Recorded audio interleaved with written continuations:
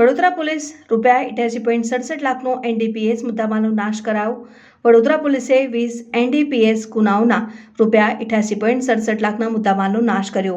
Drugs disposal committee દ્વારા police કમિશનરની સૂચના મુજબ કાર્યવાહી. સયાજીગંજ જેપી રોડ સહિત 8 પોલીસ સ્ટેશનના ગુનાઓનો સમાવેશ.